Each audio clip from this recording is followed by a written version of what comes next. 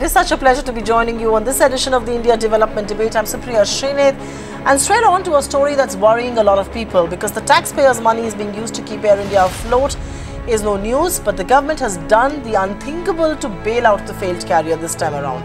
In a highly questionable move that has worked to the displeasure of many, the Maharaja has been granted 1,000 crore rupees from the National Savings Fund to meet its operational expenses. Remember, the corpus of NSSF comprises contributions by the likes of you and me to various small saving schemes like the PPF and the Kisan Vikas Patra. Now, what is even strange is the government's move to provide a fresh sovereign guarantee to Air India for raising loans. All these moves come at a time when the airline's debt and operational losses are mounting by the day. There are also reports of the government making some big tweaks to the divestment plans to woo bidders. Remember, the centre had to abort the proposal to sell Air India lock, stock, barrel after prospective buyers refused to show up. Air India bailout using the taxpayers' money. And how concerned should you be if you are in fact invested in any of those schemes that constitute the NSSF is a big topic of discussion and debate right here on the India Development Debate tonight. I'm Supriya Shrinate. Straight on to an expert panel that's joining us right here. Mr. Jitendra Bhargav, former ED Air India, Mr. R. Gopalan, former Secretary in the Department of Economic Affairs, and of course former Finance Secretary of India, Mr. Kanchan Gupta, commentator and columnist, and Mr. R. Jagannathan, Editorial Director, Swarajya Magazine. Thank you very much, each one of you, for joining us this evening. And Jaggi, if I may begin talking to you about the cash-strapped carrier getting 1,000 crore lifeline from the National Small Savings Fund. And this, of course, has stoked a huge controversy. Many are surprised, many are shocked. Is the 1,000 crore rupee from Small Savings Fund for Air India not a waste of public money, or do you believe at some level it is a last-minute push?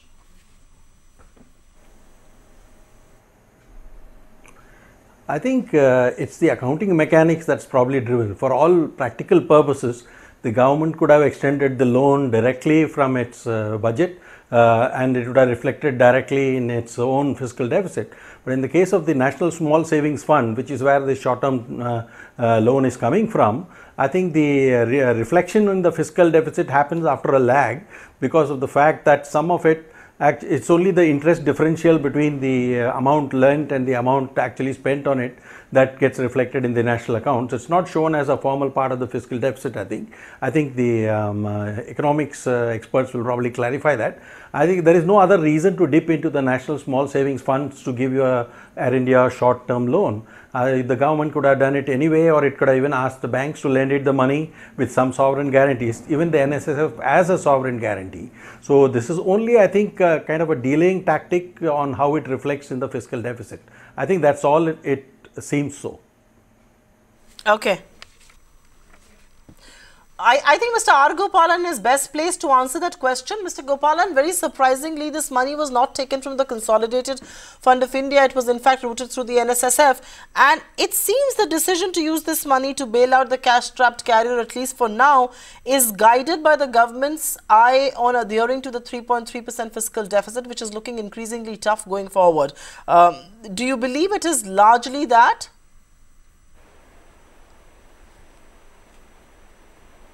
I don't think so, because there are other expenses waiting for Government of India to bear, especially on the subsidies, increased subsidies on kerosene and LPG, which they have got to give. That's a sizable amount. So this 1,000 crores to Air India through NSSF is not a big deal as far as I am concerned. You see, it's like this: you borrow from NSSF by issuing securities. The small savings money, about 1.3 trillion rupees, you are supposed to take from NSSF this year by issuing bonds. Now you may be taking another 1,000 crore more. That's what it amounts to. In any case, you should know that government had reduced its borrowing by 70,000 crores due to increase in small savings securities it can issue, as well as a disinvestment process. There is a buyback process. So this additional money they are getting from small saving securities, they will be in a position to kind of give it to Air India.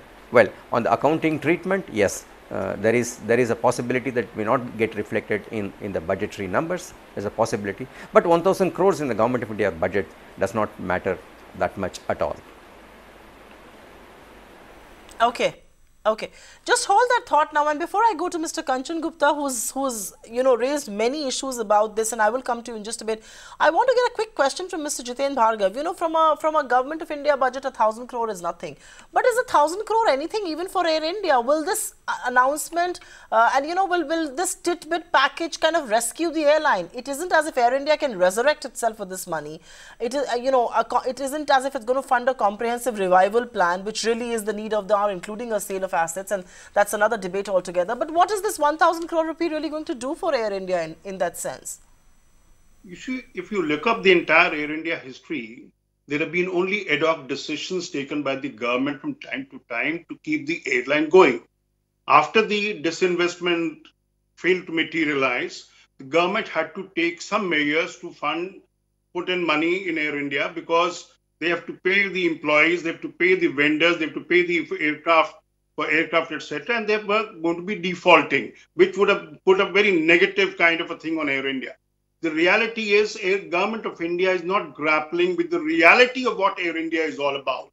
If the private sector airlines, which have far better and more efficiently managed, are struggling to keep afloat, there is no reason why Air India, with the government tag and with the social obligation that it performs, will be able to meet its needs. It simply cannot. So the government, what it has done is an interim measure, given 1,000 crore to tide over the next 2 months, and then perhaps there will be a need for more and more funds. Now, in my opinion, infusion of funds, as long as Air India is a government entity, should not make news.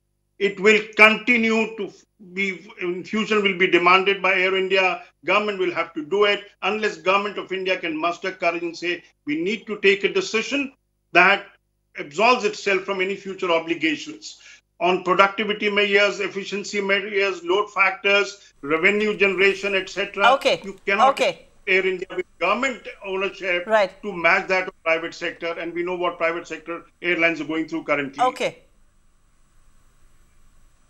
Yes. Hold that thought, because I do want to bring the focus back onto the small savers and why they should or should not be a worried lot. Excuse me there. Mr. Kanchan Gupta, do small savers need to fear anything at all? Because the money in the NSSF has sovereign guarantee. It has a government backing. It's not as if you're not going to get your returns or get your money back. Are we fearing the unknown, but are we fearing it incorrectly, really? I don't think there is any need to worry about the money disappearing from your savings account, because there is a sovereign guarantee. But a lot of stuff was said just now. I just want to quickly respond to some of it. This whole thing of there's this huge, tremendous sense of entitlement that Air India needs to be kept afloat. It needs to be kept flying. And what's 1,000 rupees here, 1,000 crores here and there? Give them it's not a big amount for the Government of India. Give them 1,000 crores, give them another 1,000 crores. Has anybody ever calculated what are the cumulative losses of Air India? What are the operational losses? How much does it owe to service providers? Recently, oil companies decided that they will not refuel Air India aircraft till they start paying. And then some money was raised and some money was diverted, a small amount was paid, and again refueling continues. Now, why should it be so? I, as a tax-paying citizen of this country, I am not entitled to take my car to a petrol pump and say that I will pay you tomorrow or the day after. Please fill up the tank for me. So, that is one part of it. Second, I mean, I was personally upset that small NSS funds are basically, it's money which comes from people, the lower middle classes, people who try very hard to save little bit of money, and because they believe government, they trust government, they hand over their money to the government to be invested properly, and there is some return on the money, and they are happy. That trust, I think, has been violated when government dips into that money to keep a broke, thoroughly, I mean, it's a terminally ill public sector unit. And just to keep it afloat, you are taking money from this. And last point, please, this whole thing about a sovereign guarantee. The sovereign does not, sort of wave its hands in the air and money appears over there from nowhere. If this money sinks, as it is bound to sink, It will be money taken from other accounts to fill in the gaping hole.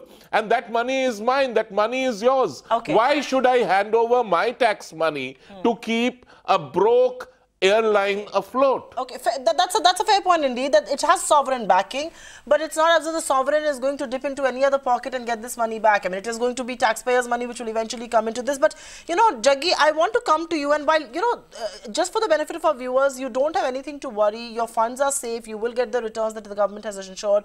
But Jaggi, isn't that a flawed argument also? Because as a small saver, I would much rather have that money be used for more constructive purposes, for infrastructure building, for nation building, because sovereign won't produce money from thin air and would instead honor its guarantees by making the hard-earned money by taxpayers to plug these holes.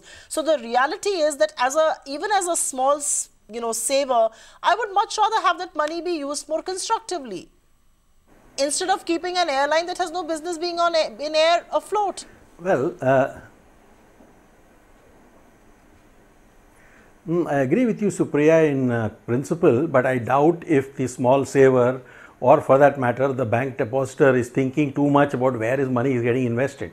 He is only worried about the safety of his basic deposit or investment, and doesn't care two hoots about where the money gets invested, as long as it is as long as his own money is safe and is going to it. If you actually use this argument, you should use it not only against the National Small Savings Fund, but half the banks in the public sector.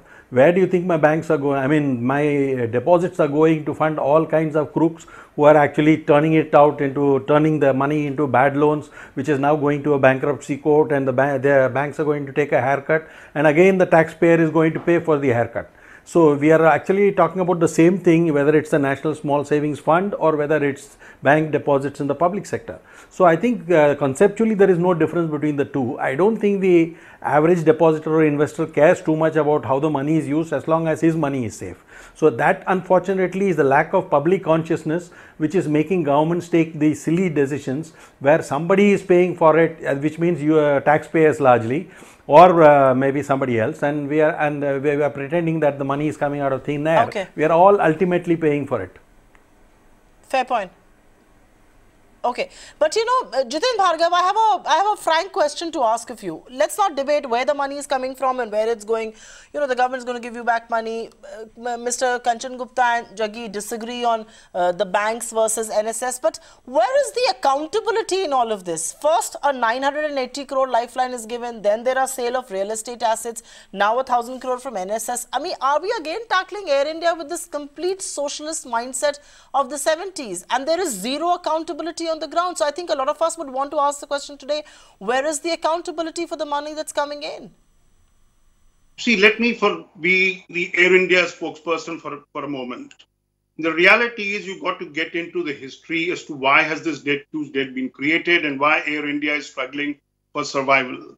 The reality is, when the aircraft order was placed, which Air India could not afford nor could gainfully deploy the aircraft, the inefficiency that is inbuilt into a government ownership, etc. How do you expect Air India to compete in an environment where even the best of private sector airlines are struggling?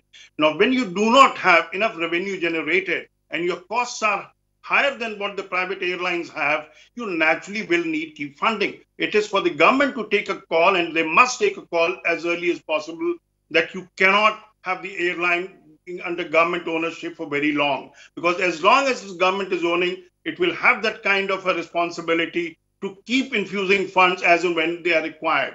To expect Air India to break even, it's an impossibility. How do you increase the efficiency? Only by privatizing it. With government ownership, you can't make it efficient. Now, what is the ultimate solution? Okay. You either shut down, which you cannot do it. Government will never allow it. Air India has that emotional connect. Politicians will not allow it. People will not allow it. There are indirect benefits being drawn by all these people. So ultimately, it's a final call the government has to take, that how do I ensure Air India's future? You can't revive it under government ownership.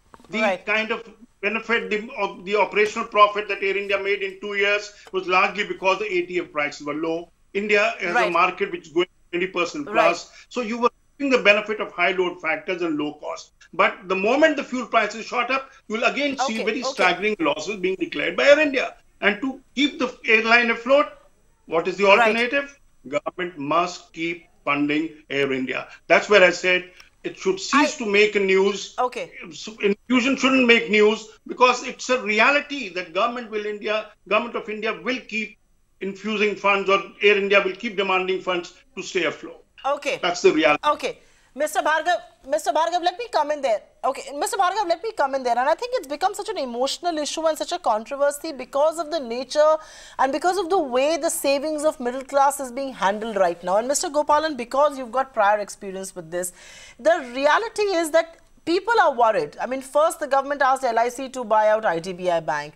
Then you had this whole controversy with the new bill that has now been shelved, which said you will only get guaranteed on 1 lakh worth of your money in the banks. Now bailout of ILNFS by LIC, which is again, you know, policyholders' money. Now NSS money being put out in area. So at one level, there seems to be this, you know, this pattern to savings and pattern to how taxpayers' money, in this case the policyholders, or in this case, you know, people who've put in their money in small scale, small saving schemes, really being used, and that is causing a lot of concern.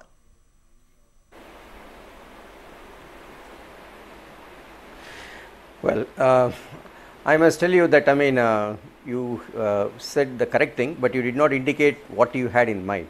Let me tell you, a factual thing, the financial resolution bill has been withdrawn by the government. So your guarantee for 1 lakh deposit which you hold in the bank, that is no longer, I mean, it's now continuing as it was before, and that restriction, I mean, does not, there is a restriction, but in reality, it's almost government guaranteeing all the deposits which you have in the public sector banks. Okay.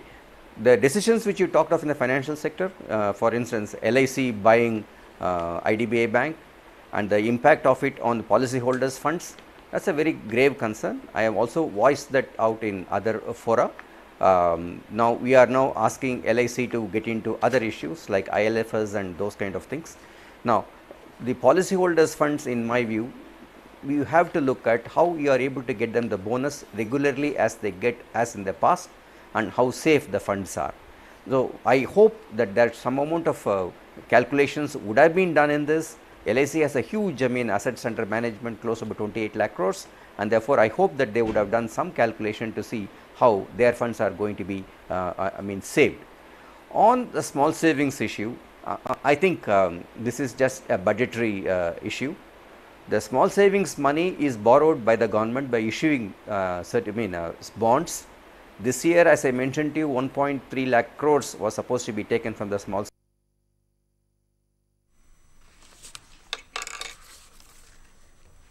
All right. I think we've lost Mr. Gopalan's feed there, and I want to go back to him in just a minute from now. But let me first quickly take this across to Jaggi. And can Jaggi hear me right now? Okay, Jaggi. Yeah. Okay, Jaggi can hear me. Jaggi, you know, I do want to point out something that's obviously a part of this entire controversy and this concern is that this money, this NSSF fund has to be returned before March. Now, the question is, where will the airline get the money to return all of this by March? And isn't this the worst stopgap arrangement that one can possibly think of? What's really happening? It may be accounting purposes and all of that, but you know, it almost seems as if you're borrowing from Peter to pay Paul. You're tinkering here to somehow meet a need there. You know, there is no larger strategy to dealing with Air India, and I'm coming to that next. But on this question particularly, isn't this the worst stopgap arrangement? Yeah, it actually doesn't make sense, except as Mr. Gopalan said, it's about fiscal jugglery. That's what is being done. By saying it has to be returned by March, which means that a budget that's presented a month or two earlier will assume this as not part of the fiscal deficit. So by March, it can get rolled over, or you can give yet another 1,000 crore from the small savings fund. So both these things can happen. So I think this is just definitely super short-term thinking, no long-term thinking. And I'd just like to get one more point about thing which both Kanchan and Bhargav said. I think if you do not shut down Air India or privatize it very, very fast, you're going to make the rest of the airline industry sick. The reason why yet one more company is actually in deep trouble, that is Jet Airways, it's precisely because there is no, there is an Air India that is actually making competition worse than it ought to be, and consolidation is not happening. And it's actually leading towards a monopoly where Indigo is becoming the only game in town and the rest of the guys are struggling. So I think unless Air India is shut down or sold, you're going to have an industry that's permanently going to bleed, because one player with government money is going to kill the rest. Okay. Okay. Just hold that thought. I think Mr. Kanchan Gupta wants to come in on the point that you were making, but a quick also pointed question, Mr. Gupta, is that this also shows that there is no concrete plan or strategy to deal with Air India just yet. No, of course, there is no concrete plan to deal with disinvesting from Air India, just as there is no concrete plan to get government out of vast areas of the economy where it doesn't, where it really shouldn't be. I mean, we have not seen any proper disinvestment in the last 4.5 years. We have not seen, I mean, although there was this promise of minimum government, maximum governance, we have only seen the size of government increasing by the day. And because, you need to keep on increasing the size of government, you need to keep on creating work for government, and therefore you need something like Air India, which is totally, I agree. I mean, you need to sell off Air India. You need to get out of Air India. But what do? You float a proposal to disinvest from Air India. You float a proposal to sell Air India. But the terms and conditions that you set are so impossible that nobody would be interested. So, there has to be accountability. Why were those terms and conditions set in the first place? I mean, are we suggesting that our bureaucracy and our political class, they do not have the wherewithal to understand what will sell and what will not sell? So, in fact, I'm saying this openly, that those terms and conditions were designed in a manner that Air India doesn't sell. And it remains where it is, and it remains an albatross around. And I refuse to say it's an albatross around the government's neck. It is an albatross around the people of India's neck. And the taxpayers, absolutely. Just hold that thought there, because I'm really running out of time here, Mr. Gopalan. I lost you earlier, but I'll let you come in on a quick last word on this. And the question really is, by dipping into the small-scale savings, by trying to keep the airline afloat somehow, is the government also sending out a very confused, mixed signal? On one hand, you want to sell it lock, stock, barrel. Yes, you find no takers. And on the other hand, you're trying to do all it takes to keep the airline afloat. So it is also sending out very mixed signals as far as the future of Air India, the strategy, the plan behind Air India is concerned. Yeah, I agree. At this point in time, we are closer to the elections, and therefore, having lost one attempt to privatize Air India, I don't think any more attempt will be made by the government at this point in time to divest from Air India, which is required to be divested, and which is acting as a drag on the entire airline economy sector as a whole. So, I think Jagi's point is very correct, but that cannot be done at this point in time before we are closer to the election. So, until that time, I think we will keep pumping some money here and there and make the Air India afloat without looking clearly into what kind of a harm or ill effect it causes on the entire airline sector. But that is the way the political economy works. Indeed, that's how the political economy works, and that's how television shows also work. I've completely run out of time here. I want to take one last question, Mr. Bhargav, but completely out of time here on the show. But thank you very much, Mr. Kanchan Gupta, Mr. R. Jagannathan, Mr. R. Gopalan, and of course, Mr. Jiten Bhargav for joining us on this edition of the India Development Debate. Remember, the Maharaja has been kept afloat by pumping in money, and this time the government has dipped into the national small savings schemes to do that. 1,000 crore rupee lifeline has been given. Many questions being raised. Is this the right thing to do? If you are an investor there, remember your money is safe. The question though we are raising is, should the government be keeping Air India afloat at all? And should it at all be dipping into your savings to do so? Thanks very much for being with us. Up ahead, we get you yet another fascinating discussion. It's all about Brand India. We are in the top 10, but we've slipped 2 notches. What's gone wrong and what happens from here on is all that we come back and tell you.